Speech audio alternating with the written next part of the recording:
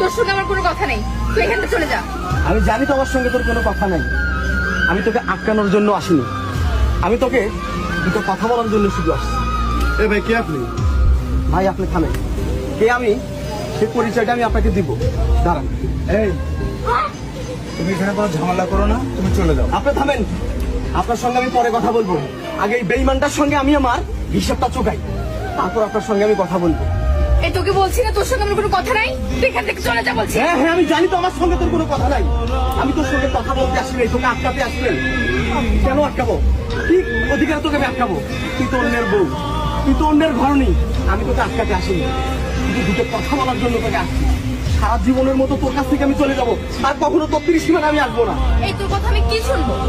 তোর মতো গরিব ছোট লোকের কথা শুনে আমার কোনো ইচ্ছা নাই, তুই এখান থেকে চলে যা। আমার বিয়ে হয়ে গেছে, তারপর তুই এখানে কেন আসছিস?